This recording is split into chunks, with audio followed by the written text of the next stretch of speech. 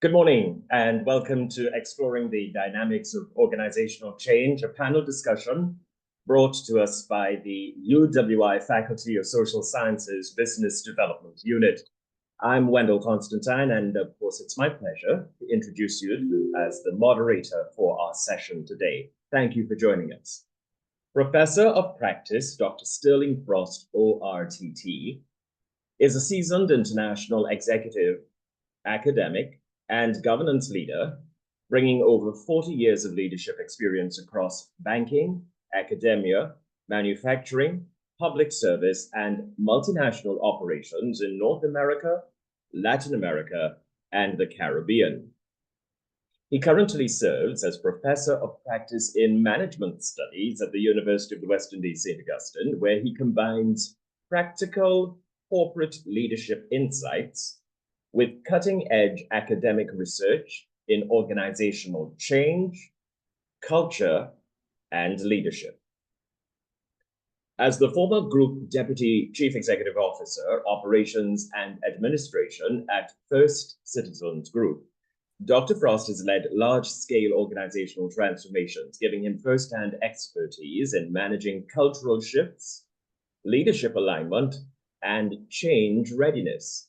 His career also includes senior leadership roles at Citibank Latin America, where he managed regional HR strategy across 14 countries, supporting a workforce of 12,000 employees.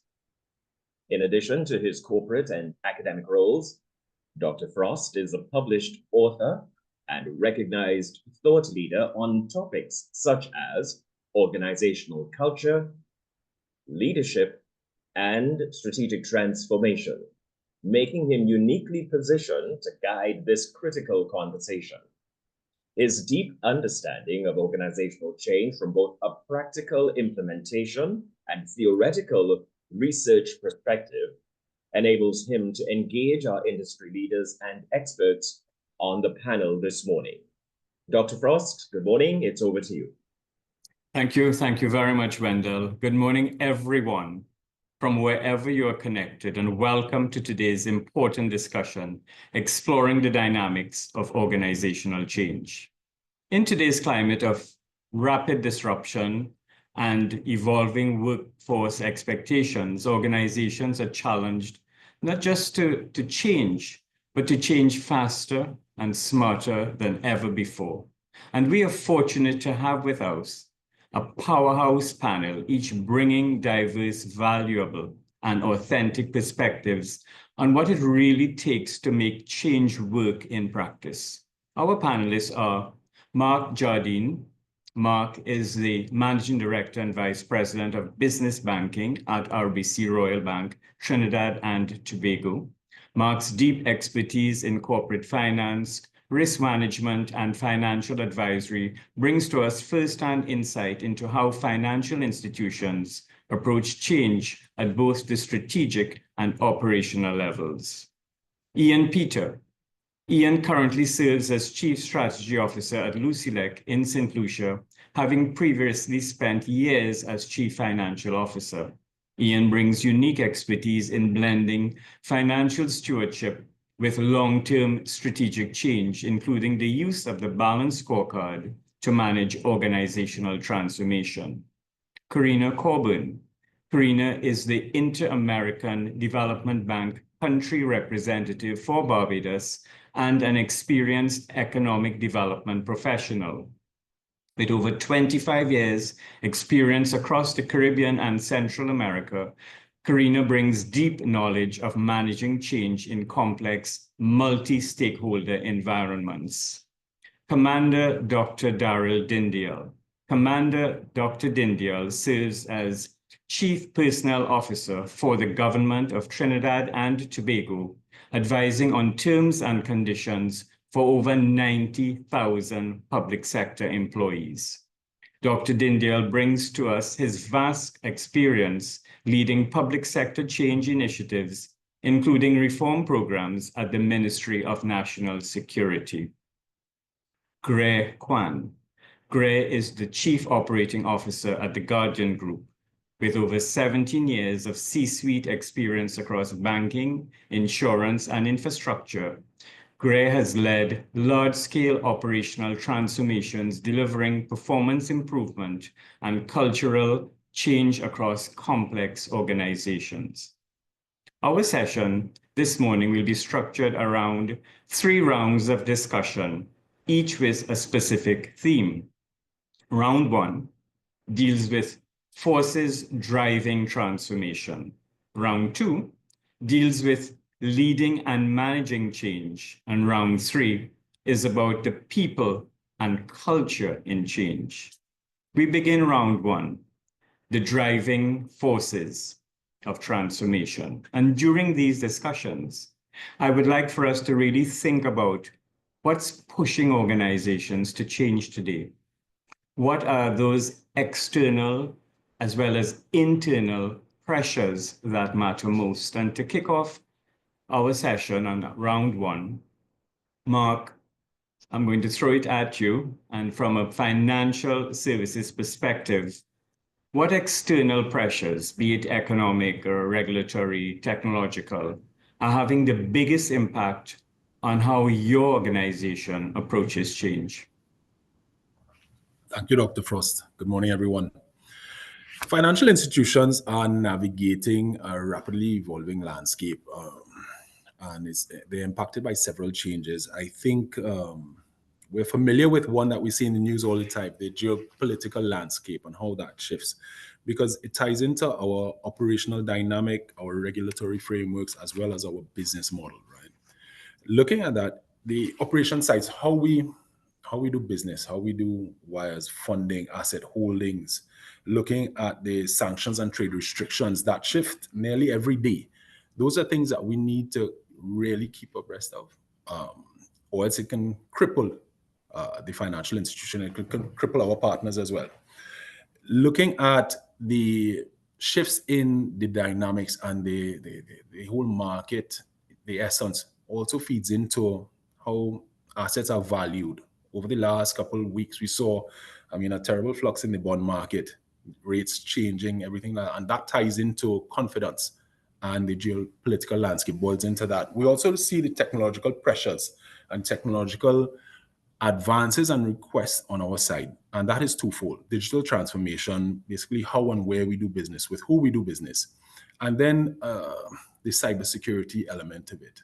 How do we protect and educate our clients? This is a constant change that we have to follow up on. And it's the cost to protect this data, the cost to ensure that the cyber threats that require data encryption, robust backup, incident response plans, these are at top of mind for everybody, because it just takes one slip for us to be impacted tremendously. And we see that throughout, right?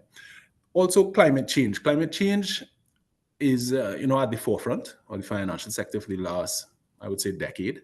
It should have been a little bit longer, but it also addresses the physical risk that we have as financial institutions. How do we address countries? We're islands. So with climate change, we do see a direct impact, all of us do, on what we can, what we can't, and what we should not do.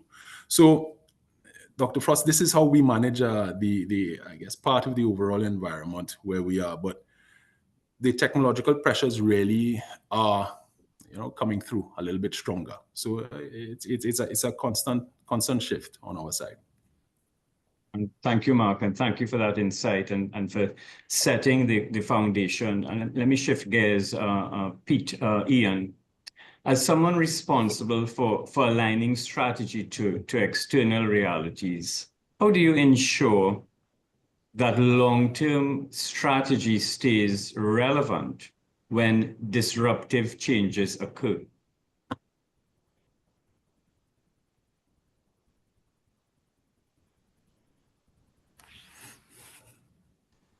Ian, you're on mute. Hi. Good morning, Dr. Frost and the panelists and our attendees. It's an honor to be here, being a UE alumni, to be part of this event. Well, Dr. Frost, as Mark pointed out, there are factors in the environment that are determining that how we strategize and what a company needs to survive, not just survive, but be sustainable. And he highlighted technology and regulation, other factors. Now, those are constantly changing in the environment. So as part of our strategic planning, one of the key elements that is necessary to be able to ensure you survive disruption is scenario planning. So one of the things we do as we develop our strategy is come up with what we see as extreme situations that would be disruptive to our industry and our business, and build scenarios around that, and come up with strategies and responses to those disruptions. So that is one way of ensuring that within our planning process, we are making preparation and being prepared should those disruptions happen, as we assume they may. The other aspect of our strategy is our governance process for managing the execution of strategy. It requires us on a monthly, quarterly, and annual basis to look at what's happening in the industry, to anticipate changes, and where significant changes, disruptive changes have occurred, we can adjust and pivot our strategy, our objectives, and in some cases, the initiatives that we're developing to drive our objectives. Thank you very much, Ian, for that perspective, particularly on strategic planning. On the governance segment, I'm going to stick a pin there because certainly there's more to come in that arena. Thank you. Karina, across the Caribbean, how developmental finance institutions and governments responding to the pace of economic, social, and environmental change? Your perspective, please. Thanks. Morning, everyone. So this is actually an extremely important time for development finance institutions like mine. Multilaterals have to re-examine and redefine their role in the world. Where I sit in Barbados, we're at the epicenter of those calls for reform. You may have heard of the Bridgetown Initiative, which is now in its third cycle. And this is really a call for international financial institutions and the system overall to undertake a new look, a reform, and a re-examination of its role in the current context and environment.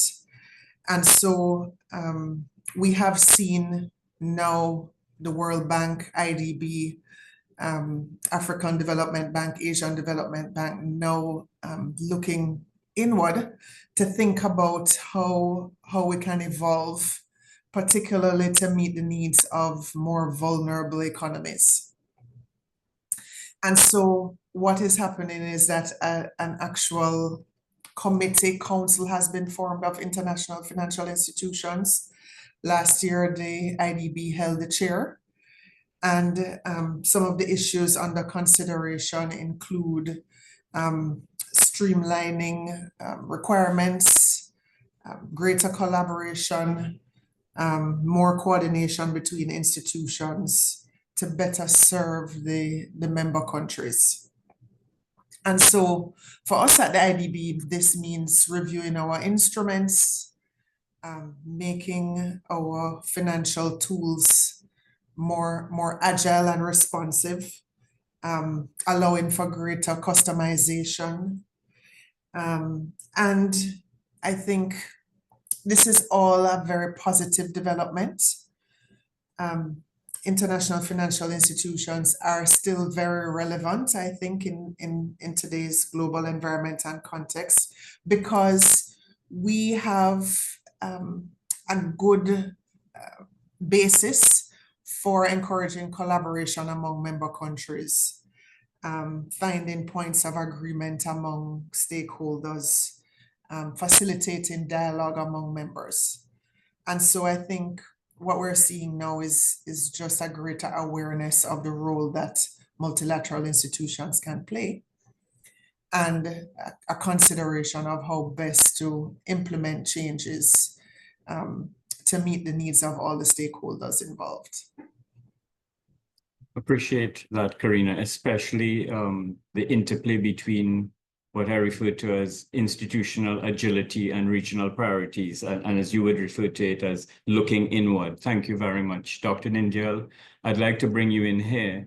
What are the most pressing driving forces within the public sector today? Pleasant good morning, Professor, and to our panel, and to everyone listening. Professor, this is a multifaceted challenge that the public service have about what drives change. The question about whether or not the promises that have been made and the delivery of those promises is one of the factors that drive change. In other words, our citizens are demanding change, but there's also a recognition that the government has identified the need for that change. Those two things are the things that drive the change.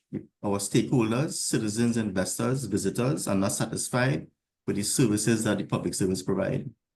The government, and no matter who's in administration, has demonstrated over time significant investments in driving change processes.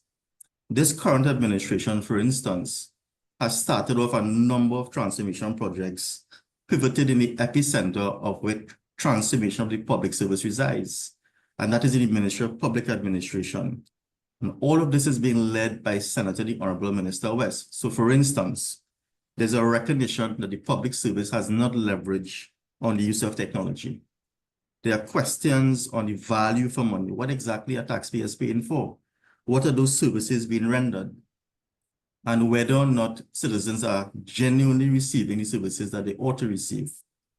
Under the Ministry of Public Admin, a multiple approach is being taken to transform the public service. It includes, for instance, and I'll just name a few projects, the implementation of a human resource management system, building on what existed before across all ministries and departments. And why this is important is because they have to manage the internal stakeholders in the public service. In addition to that, there's an issue of accountability, and I know Professor will speak about accountability and performance management later on in the session. But one of the things that the government is concerned about is the whole performance management system for permanent secretaries and heads to be able to ensure that we could improve accountability. Another thing that we have learned, because there's a lot of partnerships taking place and technical cooperation agreements with other countries. One important one is with the Commonwealth Secretariat, where in Trinidad and Tobago, we are lagging behind in terms of the implementation of what is called a government performance management system.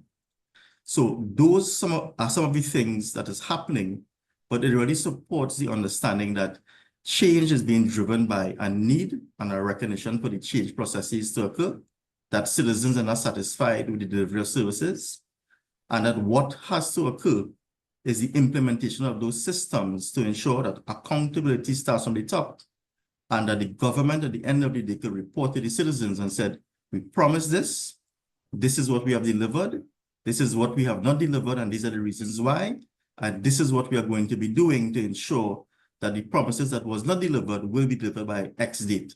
So it is a whole different approach than what occurred in the past in terms of ensuring accountability begins at the top. The issue is to ensure that everybody who has a role in this process understand that role and commit to the change that is required. So that is what is happening in the public service, and driving that change process is important because it's a difficult circumstance. It's more complex managing change in a public sector environment because you're dealing with multiple ministries, multiple departments, unions, multiple unions, and all of those are factors that have to be considered in navigating the change process. Thank you. Commit to the change that is required. Thank you for anchoring our conversation. Gray, shifting to your world in the private sector, what pressures have accelerated the need for process and cultural transformation in the private sector? Good morning, Dr. Frost. I think that Dr. Dindyal's response really dovetails so well into what I have to say on this issue. At the end of the day, for me, it's a combination of four things. And Dr. Dindyal touched on it a little bit. Customer expectations are changing. Customers expect seamless, personalized, and positive experiences. And now they have the wherewithal to write real time whether they are having a good or bad experience with a company. That has to keep us nimble. And then the workforce itself want companies that have a purpose, that there's meaning in their job, and that they are demanding flexibility and empowerment. And we have to respond to that. And of course, then there's the increased pressures on organizations to drive efficiency through smarter processes, through automation, all within a space of cost consciousness. And finally, on the fourth point, we're living in an environment where there's an accelerated pace of technological advancement. So the definition of what is good, far less for what is defined as operational excellence, is in itself changing, and it's affecting the way that we do business. These things demand a proactive response, not because something is broken necessarily, but because the world around us is changing. And if we want to be relevant, we have to stay connected and we have to remain agile. Thank you, Gray. And so you've spoken of the conundrum of customer expectations, purpose, efficiency, and pace, the rapid pace of technology, which leads us beautifully into round two, leading and managing change. And here I would like for all of us to think about what makes change succeed or fail. What have we learned from effective change leadership and governance over the years? Where have we gone right? Where has it gone right? And where have we gone wrong? And so, Ian, I'm going to take a very practical stand at this point. And you've used the Balanced Scorecard extensively. And how does that tool help anchor the measurable outcomes to prevent what I refer to as strategy drift?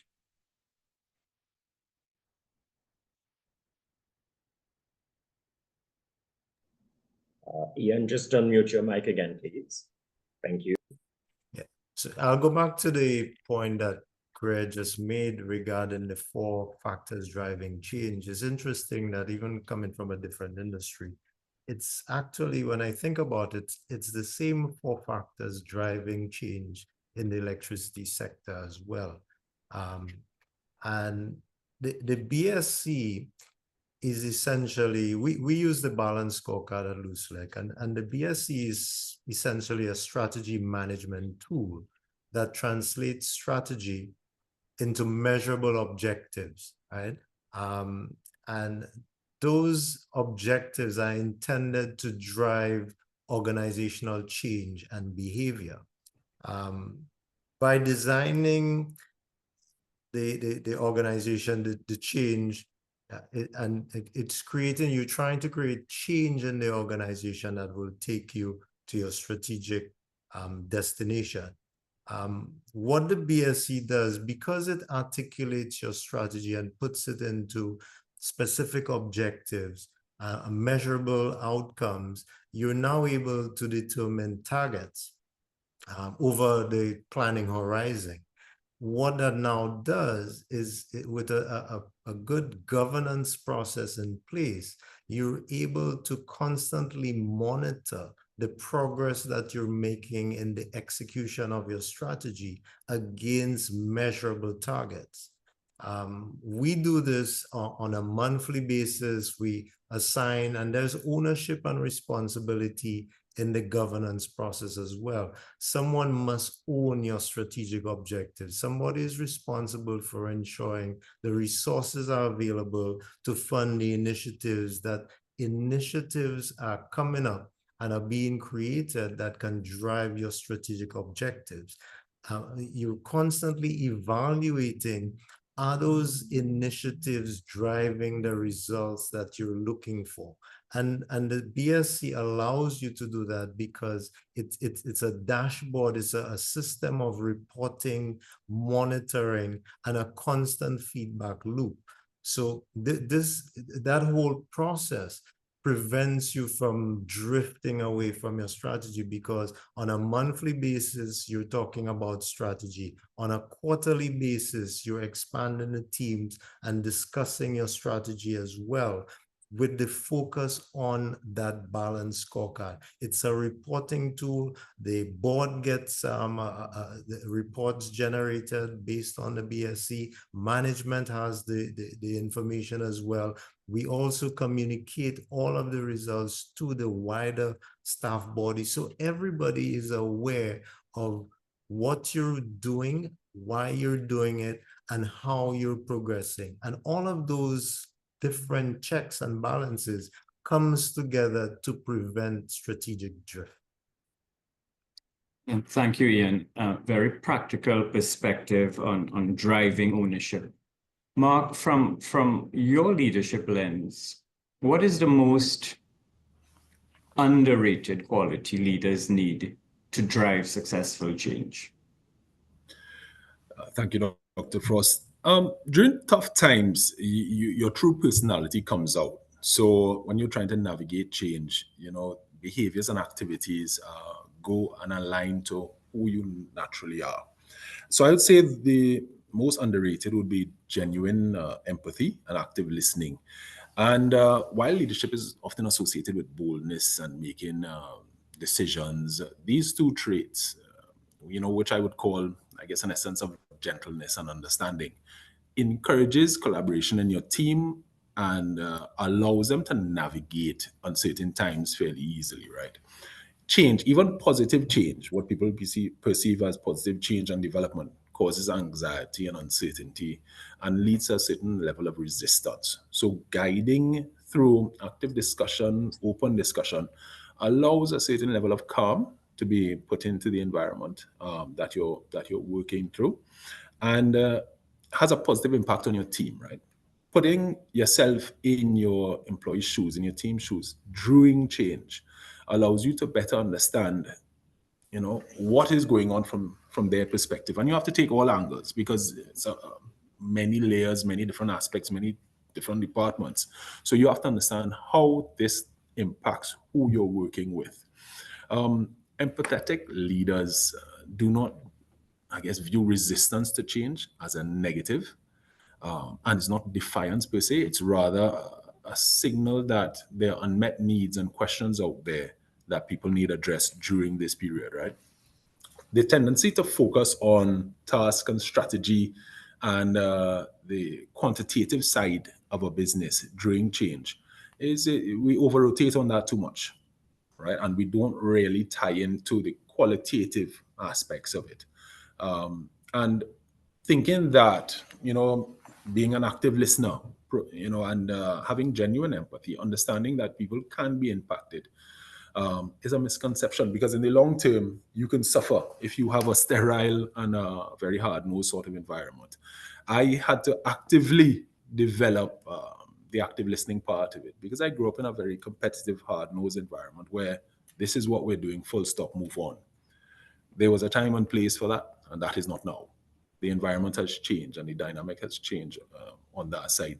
So while the vision and communication to a team and understanding the what you're trying to achieve, how it's going to impact you, why you want to do this, it's all well and good, but you have to say it, and it has to be relayed in a sincere manner, or else the feedback and the pushback is going to just mount and it's going to grow on you, and it can lead to, I would say, a cancerous part of your enterprise, right? So it takes the leader and it takes the delivery, and the how of the leader is very important in navigating this change. Gentleness and understanding to deal with the cancer. Thank you, Mark. Karina, working across public and private sectors, as you have done and as you continue to do, what's the biggest governance gap that you see in how change initiatives are managed? So I think there are a number of issues, there are a number of challenges. And I think it's broader than just looking at individual change initiatives. I think change is an imperative that all organizations, both public and private, will have to face.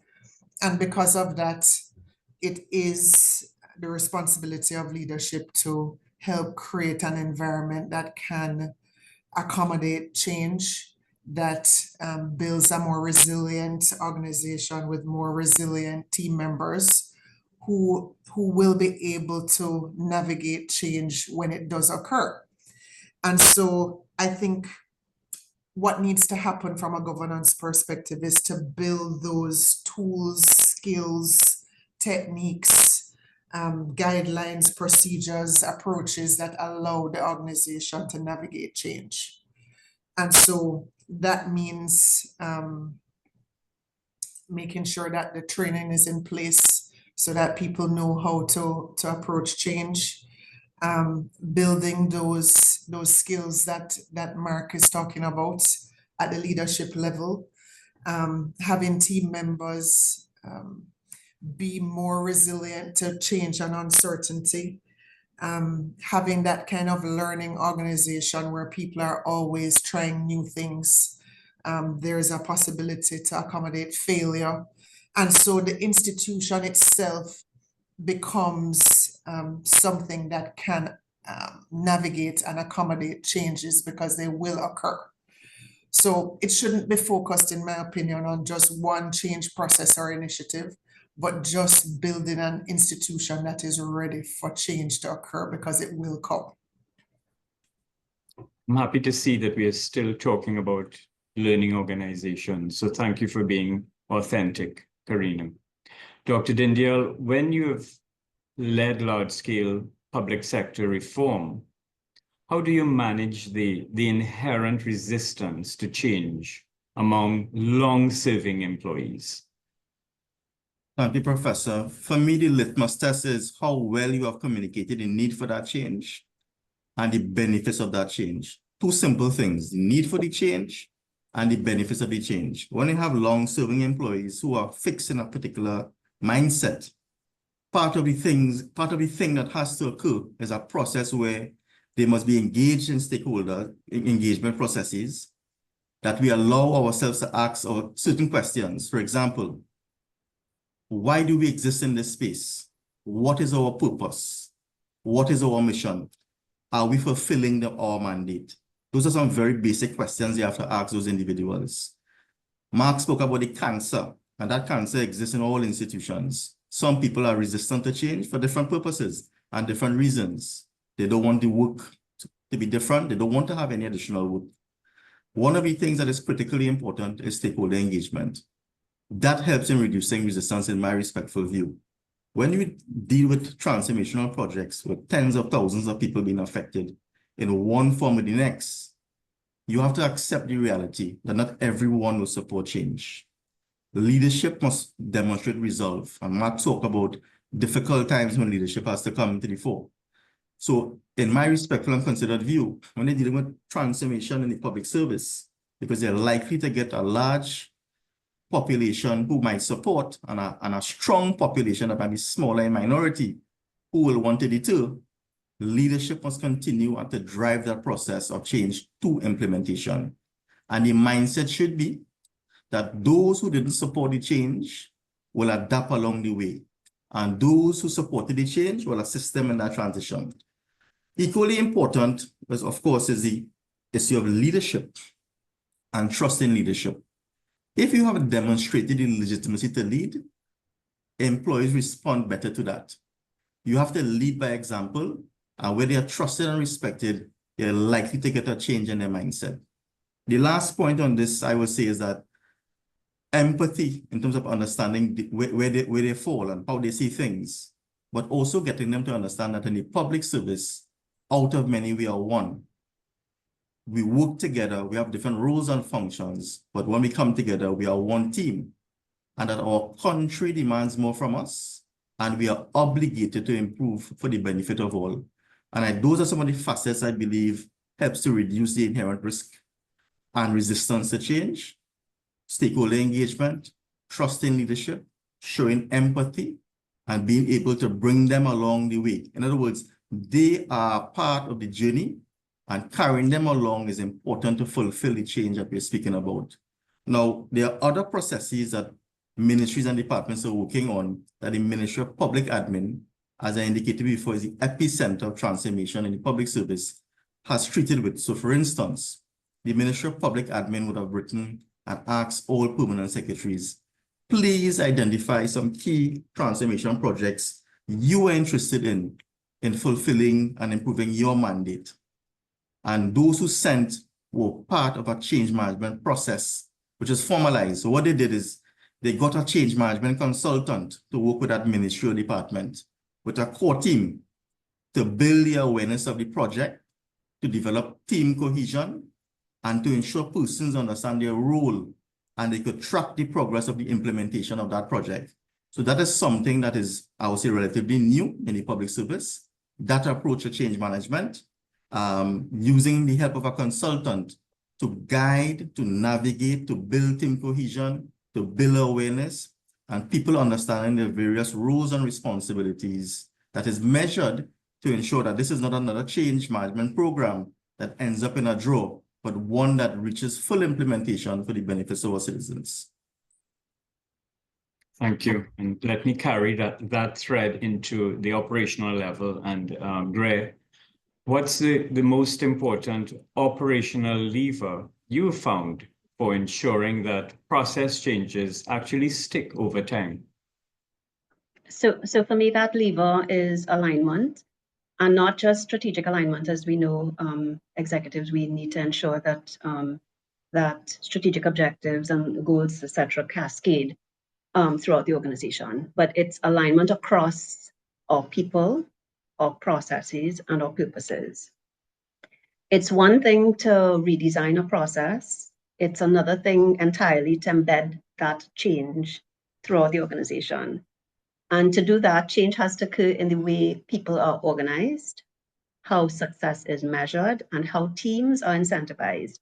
Because even the best design changes will struggle if these three things don't intersect or if they are addressed only in part. Success is achieved by anchoring every transformative action into why through honest communication. And Dr. Dindyal mentioned it. I saw an audience member, I think her name was Avian Charles, mentioned the word trust in response to a question Mark was asked. I completely agree. It is absolutely critical to driving transformation, as even the word transformation fuels fear. So communication must be clear, it must be consistent, and it must be constant. And that communication must allow a feedback loop, which in itself encourages organizational buy-in and drives the kind of adherence that we need through related performance metrics. Thank you, Greg. It's actually perfect to lead into round 3, people and culture in change. And here I would like us to think about how do we engage employees, manage cultural shifts, and align this, that very A word that Grace spoke of, to align people, process, and technology. How do we align individual performance with organizational change goals?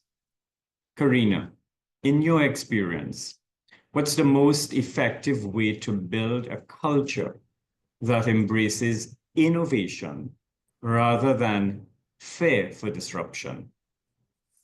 So I alluded earlier to this environment that accommodates failure. And I think in many organizations, it really isn't tolerated or encouraged or enabled. And in order to have innovation take place, for people to take risks, which is basically what we're talking about, there has to be an environment where failure can take place and can take place at different levels and occur over and over again. What is innovation? Basically, it's taking creativity and trying to implement that and execute it. And sometimes it works on other occasions, it may not actually succeed. And I think in every organization, there is a moment where a leader will have that opportunity to encounter a failure. And in that moment, the way that leaders react is going to set the tone for how innovative the organization is going to be able to be going forward. If in that moment, the reaction is the wrong one, where it becomes protective or reacting to what people have done or the risks that they have taken in a negative way, then we'll find that in the future, those risks won't be taken to a positive end. And so I think managing that response in that moment where you have the opportunity to do so is going to set the tone for the type of innovation that's going to be able to take place going forward.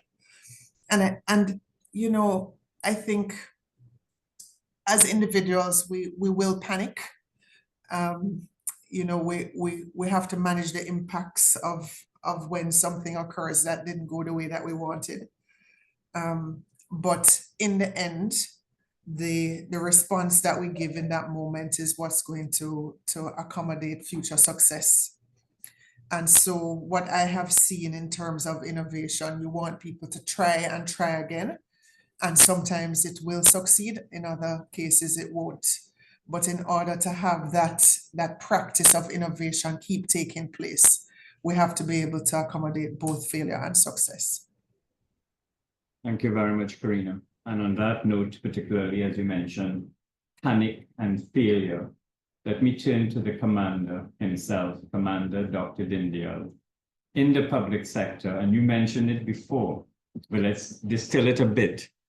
How do you embed performance management into change programs to ensure accountability at all levels? Thank you again, Professor. Regrettably, in 2025, we have not properly embedded performance management into change management programs and to assess that to ensure accountability at all levels. In the public service, we have 2 levels of performance management systems. One is for levels below a deputy permanent secretary. That system was developed in the late 1990s. It was well ahead of its time. It is a very robust process to assess technical competencies. That system is still in place, Professor.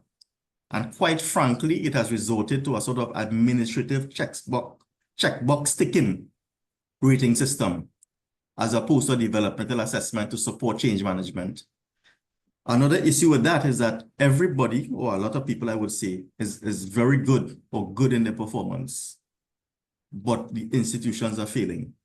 It does not align to what institutions have to treat with insofar as pursuing our developmental agenda, our national developmental agenda.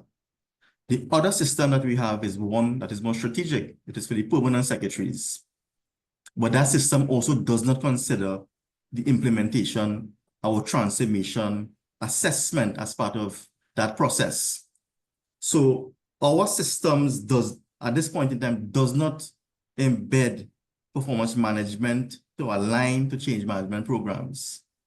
However, all is not lost. The fact that I'm able to speak to these issues means that there's a well-known acceptance that the current systems are not suitable to bring staff accountable, and therefore the government of Trinidad and Tobago has committed to the introduction of a government performance management system, where permanent secretaries will have to commit for results.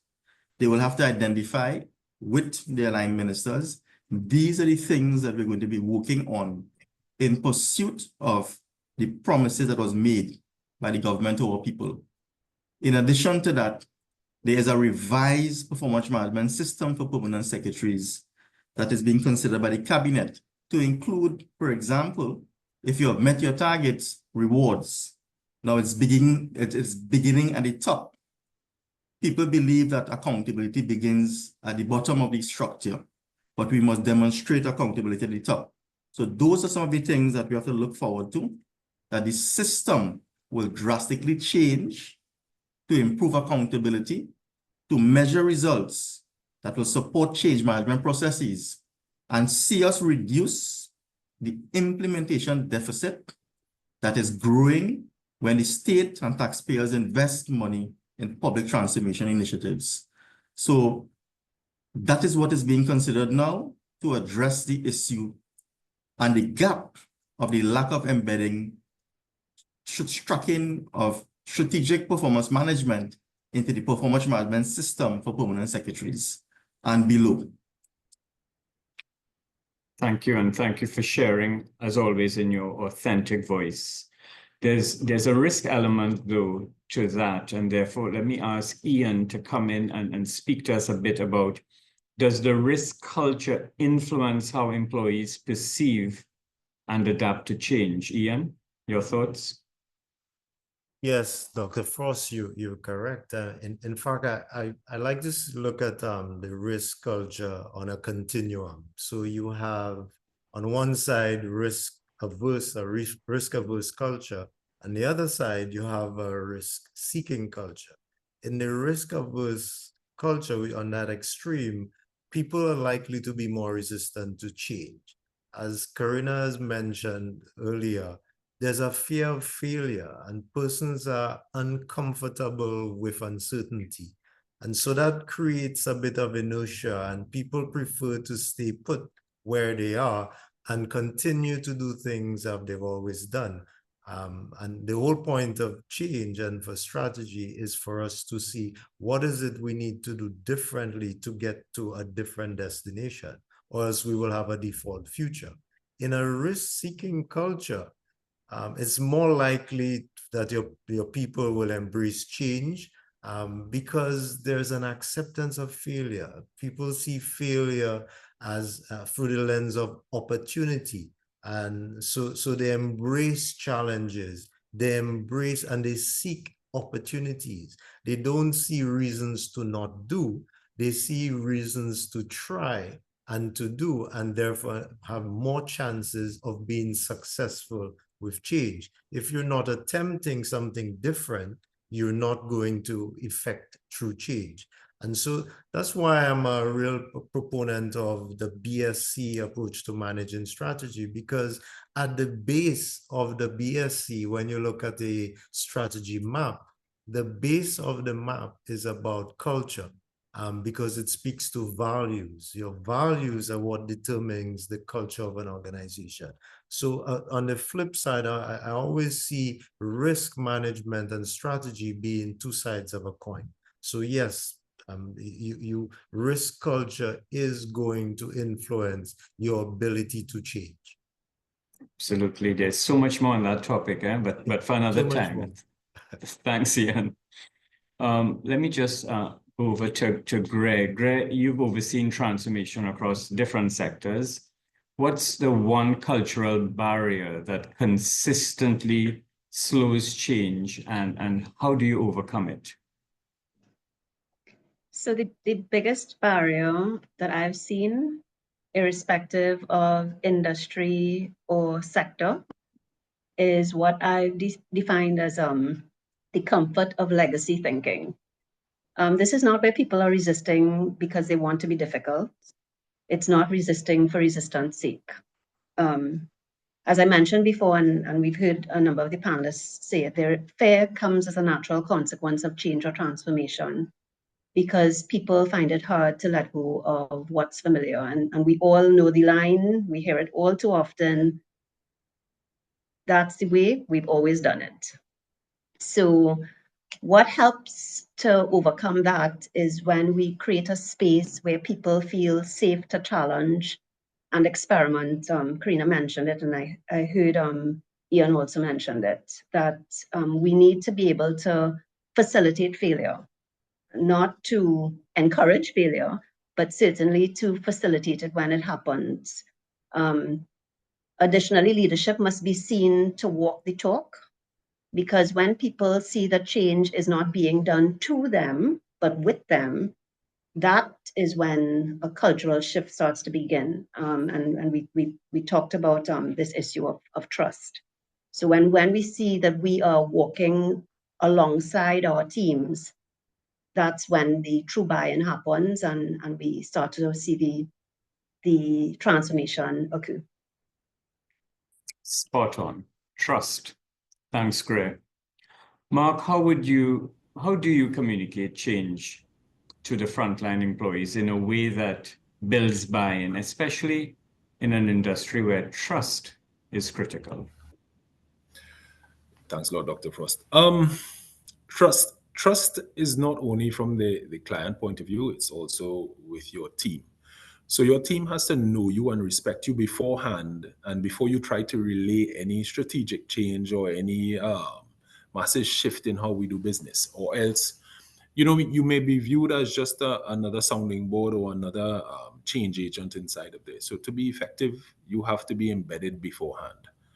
You have to be thoughtful and transparent. Your message has to be fairly clear. You have to articulate why we're doing this, the impact it will have on the teams, the respective teams in different forms. You have to relay the wins. You have to relay the challenges. You have to have a multi-pronged sort of approach to it, because some may prefer to have messaging in writing, town halls, face-to-face sessions, team meetings. You can't just take a broad brush to it, right? And you have to be consistent in the view, consistent in your application, consistent in your your ability to relay. All right, these are the next steps. This is the impact it's going to have. This is how we're going to train you or engineer you towards effecting this change a little bit better. And gathering feedback, it has to be a loop sort of system. You can't just run in there heavy-handed and expect everybody just to absorb what we're trying to say. You have to have some element of feedback inside of there, and be open and clear on your ability to take questions. Right, straightforward. I mean, I'm very, very direct in my approach, so that has helped me over the years, and yeah, so far it seems to be working, and that's my approach to relaying it to the frontline staff. Yeah, thanks, Mark. Very true, very real. Yet still we ignore the importance of the power of effective communication. That said, I think in the interest of time, we can engage with one question from our very attentive audience, and I'm saying attentive because I'm seeing the chat. And Dr. Purmel Hutton, can you give us one burning question that I can call on a member of the panel to respond to? Sure, Professor Frost. We have a question from Luke Giro, and he says, how do you get buy-in for transformation when transformation may result in job redundancies? Let me take that question to Barbados. Karina, what's your perspective? Oh, lucky me. I think what's occurring there is that the change is impacting not just ourselves, but the people that we care about. And we see that happening today as we start to talk about the impact of AI in the workplace, right? Artificial intelligence. The expectation is that over time, some functions will become obsolete and be taken on by AI. And so we see a future where our jobs may no longer exist. I think what this is telling us is that evolution is necessary. Change and growth is necessary. And it's important to make sure that we ourselves become future ready before the institution or the environment tells us to do so. So it's about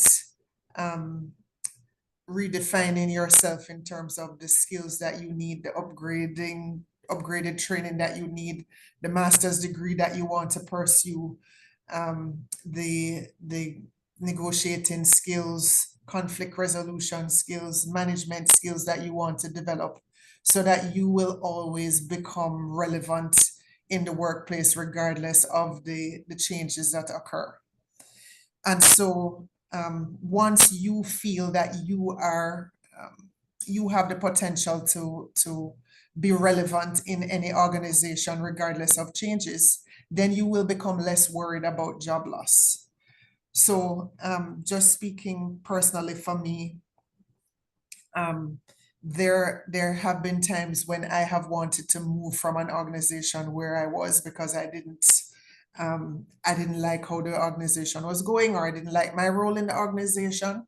And so what did I do? I became a consultant, offered my skills as a project manager, did strategic planning for different organizations, even though I didn't have a 9 to 5 with one specific organization, because you take those skills that are transferable and you put them to work for yourself, or you put them to work in another environment where you think your impact will be felt.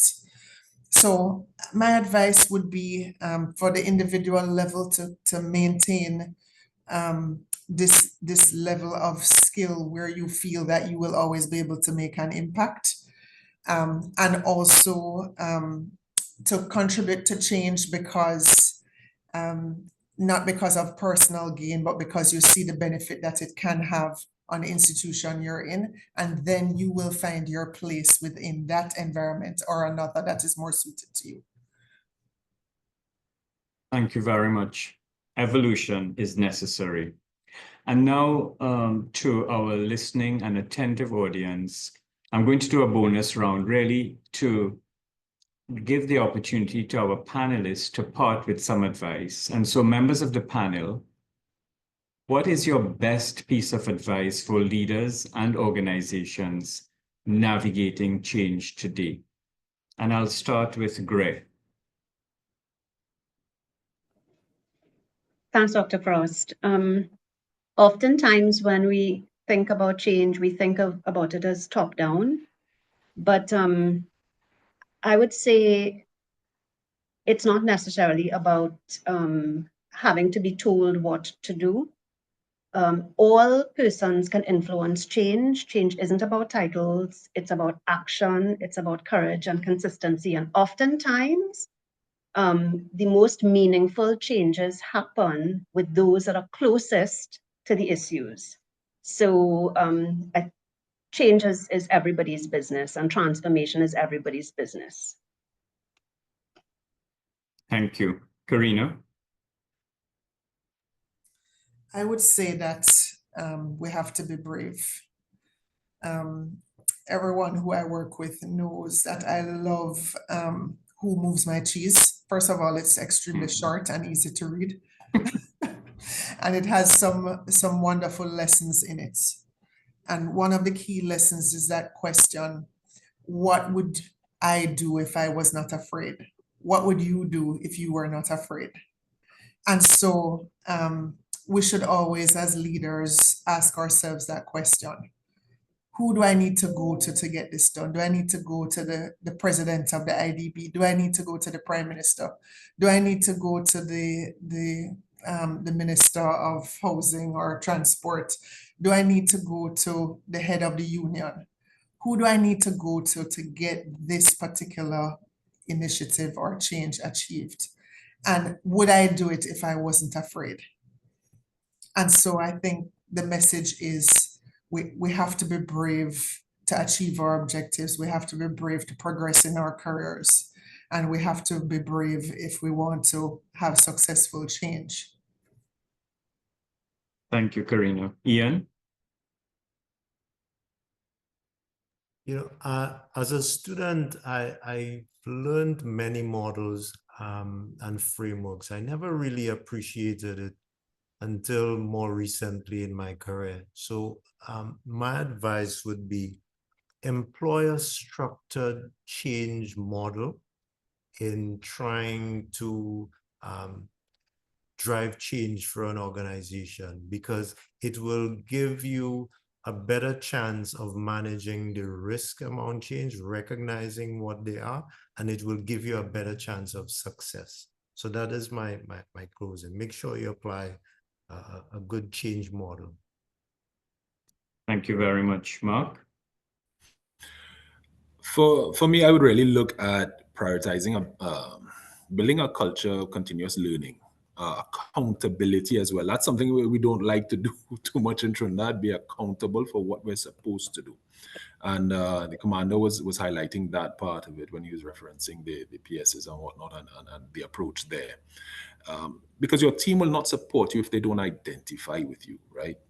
And you simply need to be there. You need to be in the trenches. You need to understand. And you need to really be able to adapt and listen to those, not up, down, left, right. You need to listen to everybody and filter through. Thank you, Mark. Commander Dr. Darrell Dindial. You again, Professor. I would say be persistent. There will be chances and times that you will fail, and you learn from it.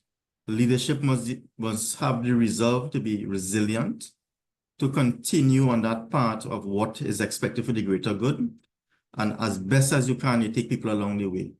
Managing complex organizations or very, very large organizations mean you will have the opportunity to have people have significant resistance.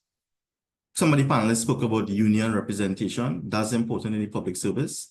But the key thing for me as leaders, you have to know where you need to go and why it is you need to go there, and be persistent. And don't let the first stumbling block or the second stumbling block or the third deter you. You have to be very, very persistent to get there. That's the best piece of advice I could advise in terms of making sure you don't lose focus. That's the point. You remain focused on what is the goal, and no matter what comes your way, you try to navigate it as best as you can. Thank you, Doc. Thank you to our panelists for such a rich and authentic discussion, and to all our participants for engaging and being tuned in with us today. As we close, I would want to briefly highlight 3 key themes that stood out for me from this conversation, themes that apply to any organization navigating change, regardless of size or industry. And here I'm just checking my notes. First, strategy alone is not enough. We are reminded that a great strategy means very little if it doesn't connect to the daily work of employees at every level. Change succeeds when everyone from the boardroom to the front line, as Mark spoke, understands what's changing, what is in it for me, why it matters, and how their individual roles contribute to success.